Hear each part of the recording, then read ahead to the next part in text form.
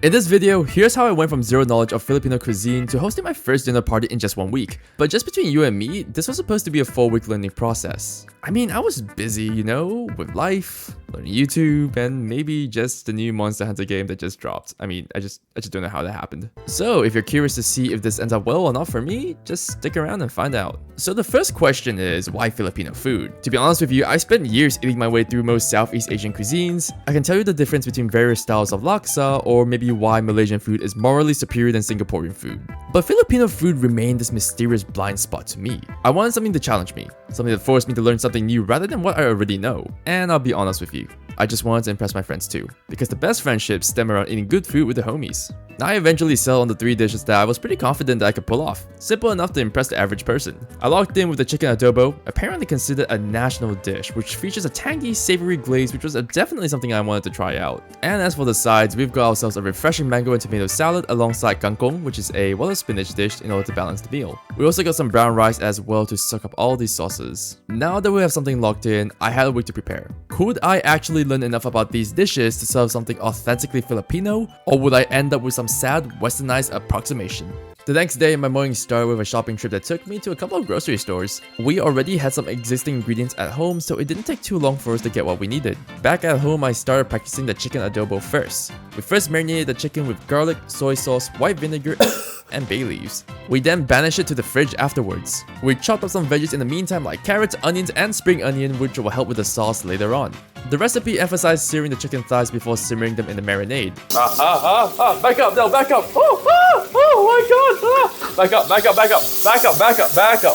Back up. Which apparently, this brief step creates something called a Maillard reaction. It sounds complicated, but just to keep it simple, it just makes the food taste even better. Things were going pretty well at this point, and nothing could go wrong. Come back in maybe the next couple of minutes when we're done and see how it goes. Alright, so quick update. I passed out while it's simmering. So now the sauce is pretty much 90% gone. Yeah, so we managed to salvage it, add some spring onions on top of it. I'm excited to see exactly how this goes, so thank you. Behold, my wondrous creation, the chicken adobo. I apologize to all Filipinos that if I managed to somehow butcher up this dish, but that's why we run trials here. So honest to God reaction. I'm not gonna fake my reaction like most food influencers do. Oh my god! This is crazy. What could you improve upon? I'll tell you the one thing I improve on. Maybe I shouldn't pass out when it's simmering. Make it a little bit more saucier. I was planning on adding beans maybe to it. Simmered beans is also quite a nice touch in my opinion, but what do I know? It's pretty good, but the chicken's a bit dry. It's dry because it's not like coated with the sauce. So I think I'll have to keep a closer eye on the simmer time. The next one we have here is the mango tomato salad, which I immediately fumbled as soon as we started. That is not how I would cut a mango. That's how you cut mango? I would have split it apart first. I mean, like all the way down? Well, usually you cut the 2 cheeks and leave the pip in the center, and then you don't even bother peeling it, you cut it in the thing. It's a ripe mango, that's for sure. Alright, so it says peeled in julienne, but it seems like You got a real ripe one, that's what happened. It's very soft. julienne, these seems very julienne. You're making mango juice. No, this one's pretty julienne. My kitchen counter quickly became the scene of a tropical fruit catastrophe as the mango I selected crossed into overripe territory by prep time. With the added addition of the juicy tomatoes and vinaigrette, my creation resembled fruit soup rather than salad.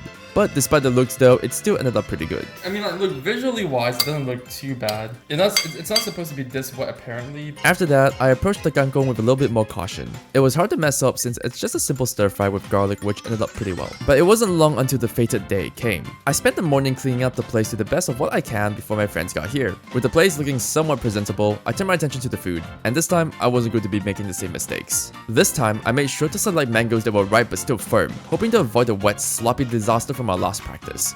And it worked out pretty well. This time the mangoes were a lot more firmer, better, and ideal. I think it's too much mango though. No, it's not. It's the right amount of mango. The mango makes it better. The mango and the coriander. Yeah. You have to add all the mango. All of it, even this part? Maybe not. No, but you have to add the rest of this part. The mango makes it better. Next up was the adobo. After marinating it and popping it in the fridge, we decorated the dining area before we started giving it that nice sear. The kitchen filled with that amazing smell. Vinegar, soy, garlic, and bay leaves working the magic on the chicken thighs. I was feeling the pressure, but I was really determined to make this right for the homies. After an hour of work, I managed to finish cooking all the dishes, but no one is here yet. Yep, okay, so quick update. I did tell them to arrive here by 6, but knowing how late that they'll be, we decided to cook the food beforehand. It's currently 6:13. We already have the chicken and the stir fry kangkong already pretty much just ready to go. Rice is being cooked at the same time. And we have the salad being marinated in its own juices, the mango salad over here. When they get here, we're going to probably be ready to eat. So, wish me luck. Let's hope that they stall for me as much as possible. Alright, we're pretty much done prepping. All we gotta do now is just wait because there's really nothing much we could do. Just let the adobo simmer. The kangkong is already done. Everything is pretty much done already. Anyways, yeah, it's all good. I think the best thing we can do now is just wait. With nothing better to do and bored out of my mind, I had no choice but to anxiously wait for my friends to arrive in classic Australian fashion. Hey Google, what's the time? 6:19 p.m. 6:19, yeah. I figured we'd be like 20 minutes late. Those little shits. After waiting for what felt like an eternity, my friends finally arrived. Do you know what time this is? I'm pretty sure I said 6. Did I say 6? I think 6 actually. But Andy won. Never noticed. They brought me a peace offering, a crisp pack of Pokemon cards for me to tear open in my spare time. Come on in. Oh, look at that! Okay. Oh, so fancy! Wow. I can't afford this, bro. Can you put this on Enix then? I mean, no promises, but alright. Okay. Oh, it smells nice. Fortunately, this is all what we have so far. So, wait. So today's special Filipino food. Oh, Filipino, right? That's right, hey. That's right, you little shits. We've got chicken adobo, we've got kangkong, and we have a mango and tomato salad in the fridge right now. Ooh. That's right, and some brown rice. I'm just eating. Do you cater for dietary requirements? No, fuck that. Yeah. Yeah. I'm a little bit nervous. Yes, you can't make adobo with breasts. At all. No, is it breast or thighs? I only eat thighs. Is it nice? Good. Another verdict, consume, damn it, consume. Consume. Consume, yes, consume. Now, no need to, don't hold back, you know, Hey, no need to yo. hold back or anything. Just, You're right, this one's better. huh? This one's better. It's all better? Yeah? Better the last one. Yeah. Oh, I'm What's the kidding. last one? The last one I added like soy sauce on it, which made it a lot more. You did a practice round. And I didn't like cook it for long enough, so it was still tough. Really good. And straight up kangkong. Yes. Eat the damn thing. Put it in your mouth. Yeah, go. Yes. Oh. Yes, that's right. Yeah, that's right. Yeah. It's all good. Yeah, it's so good. Yeah. So good. Oh, I didn't know you did acting. Damn, that's crazy, man. That's super crazy. That's shit, bro. Huh? That's shit. But what struck me most wasn't that they enjoyed the food, but how the meal brought us together. Passing dishes around, trying new flavors, and sharing stories created a warmth that went beyond the food itself. And for a moment, I forgot that just a week ago, I barely knew what Filipino cuisine was. So, was it worth all the trouble? Honestly, yes.